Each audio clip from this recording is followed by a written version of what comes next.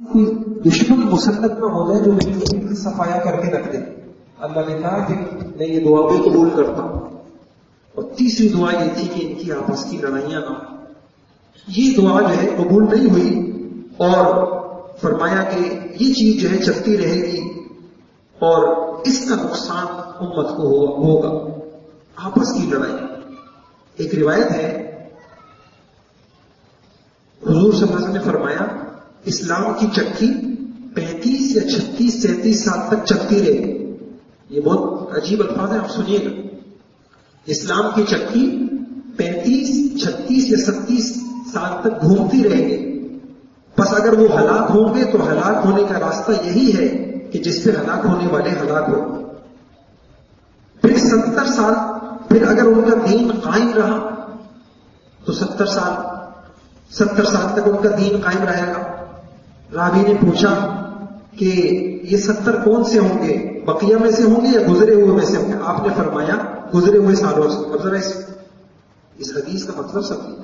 شاہ ولی اللہ رحمۃ اللہ علیہ انہوں نے یہ لکھا، اس کا مطلب یہ ہے کہ یہ 35 36 37 سال جو حضور نے فرمایا تو یہاں تک مسلمان باہمی اتفاق اور اتحاد سے رہیں گے جس کی وجہ سے اسلام غالب رہے گا، کفر کی شان گھٹی رہے گی، اسلام کی برکتیں ظاہر ہوتی رہیں گی، شان و شوکت ظاہر ہوتی رہے گی، اسلام پھلتا پھولتا رہے گا، برکتیں خیریں پھیلتی رہے گی.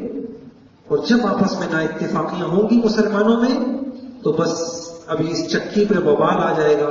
اب اسلام کی وہ چیز باقی نہیں رہے گی، کفر سر اٹھائے گا، برکتیں اٹھ جائیں گی اور پریشانیاں آئیں گی. اب پھر مسلمان اور اسلام کی وہ بات پہلے سی باقی نہیں رہی. ایسی روایت میں آتا ہے، یہ بخاری شریف کی روایت ہے، سعید ابن مسیب کہتے ہیں، اب آپ دیکھیے یعنی یہ تو ہمارے یہاں تو کیا قتل، کیا خون ریزی، کیا لڑائیاں، نفرتیں. آپ اس حدیث کو دیکھیے.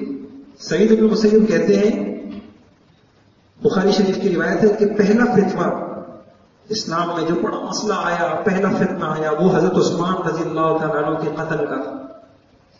اب اس کی نحوست دیکھیے کہ جب مسلمان نے مسلمان کو قتل کیا اور لڑائی ہوئی تو ہوا کیا.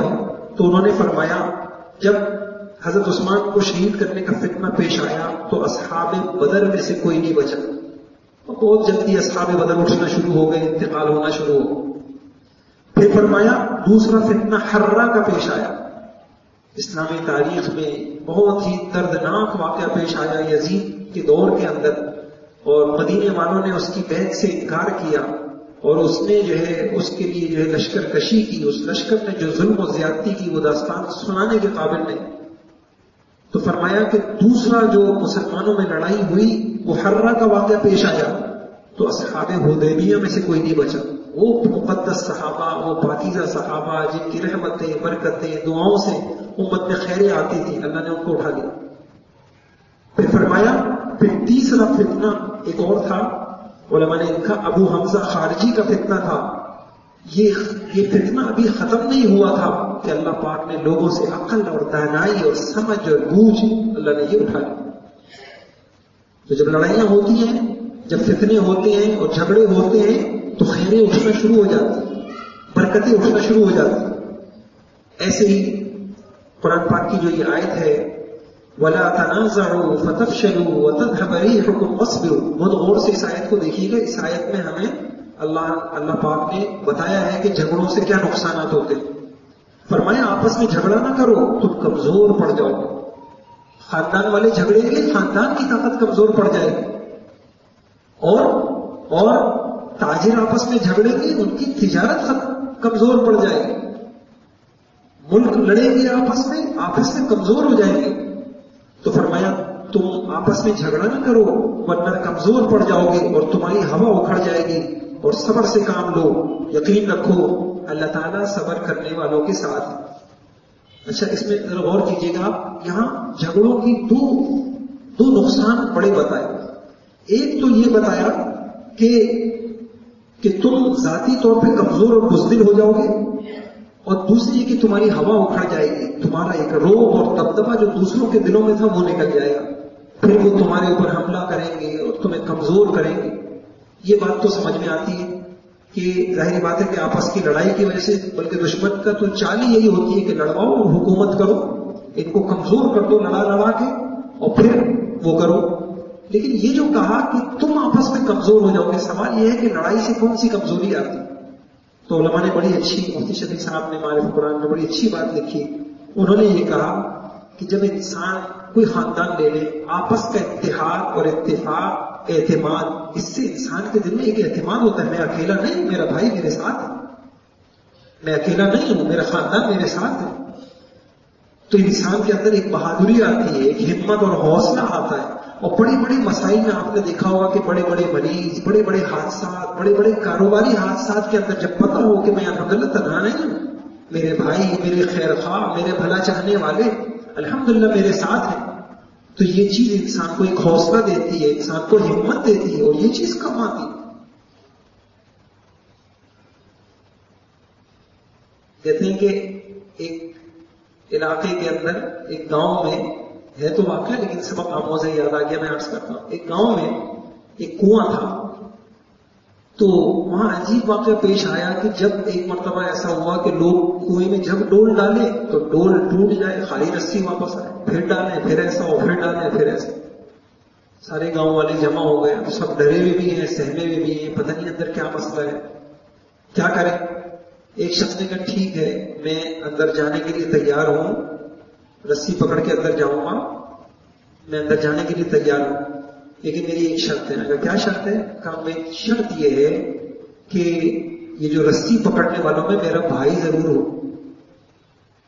ٹھیک ہے، تو کوئی بڑی بات نہیں ہے. اب رسی پکڑ کے جو ہے وہ شخص اندر گیا، اندر دیکھا کہ اندر انہوں نے دیکھا کہ کوئی بندر ہے، وہ یہ شرارت کر رہا ہے، جیسے کوئی ڈول جاتا ہے وہ ڈول کھول دیتا ہے. انہوں نے اس کو پکڑا، اس شخص نے اس کو پکڑا اور اس کو یوں کندھے پہ بٹھا لیا اور اوپر سے رسی ہلا دی کہ کھینچو. اب لوگوں نے رسی کھینچنا شروع کی. اب جب اوپر آیا تو لوگوں کو بندر پہلے نظر آیا، وہ آدمی نظر نہیں آیا. اب سب چھوڑ کے بھاگ گئے، یہ پتہ نہیں کوئی جن ہے کیا ہے، یہ کیا مسئلہ، اس نے جو ہے نا اس آنے والے اندر جانے والے کو بندر بنا دیا یا کیا کر دیا. سب لوگ چھوڑ کے بھاگے. وہ بھائی نہیں بھاگا، میرا بھائی ہے، وہ نہیں بھاگا، وہ کھینچتا رہا، وہ اکیلا کھینچتا رہا، حتیٰ کہ پھر وہ سارا منظر سامنے آ گیا. اسے کہا میں نے اس لیے شرط کی تھی کہ خونی رشتہ ہے، سب چھوڑ جائیں گے، یہ خونی رشتہ نہیں چھوڑے. بھائیو یہ خونی رشتے چھوڑنے کے لیے نہیں ہوتے. کسی نے بڑی اچھی بات کہی، خونی رشتوں کے بغیر جوانی تو گزر جاتی ہے، بڑھاپا نہیں گزرتا. کسی نے کہا کہ پہلے خونی رشتے ہوتے تھے، اب رشتوں کا خون ہوتا ہے. کیا تمہارا نشا تو یہ تو تفصیلی ہم آگے پڑھیں گے. تو ایک بات یہ ہے کہ میں نے عرض کیا کہ لڑائی جھگڑوں کا آپ کے کاروبار کو نقصان ہوگا، آپ کو ذاتی حیثیت سے نقصان ہوگا، آپ کو دشمن کو فائدہ ہوگا. انسان کے حوصلے پست ہو جاتے ہیں، انسان تنہائی محسوس کرتا ہے، اکیلا پن محسوس کرتا ہے. اور روایت میں آتا ہے ابلیس کو سب سے زیادہ جو خوشی ہوتی ہے، میں ساری وہ باتیں بتا رہا ہوں جو پکی ٹھکی، اپنا تخت لگاتا ہے لوگوں کو اغوا کرنے کے لیے، لوگوں کو بہکانے کے لیے شیطانوں کو بھیجتا ہے، پھر سنتا ہے ان سے، ہاں بھائی تم نے کیا گناہ کروایا، تم نے کیا کروایا. ایک آتا ہے میں نے یوں کروایا، میں نے نماز چھڑوائی، میں نے یوں کروایا.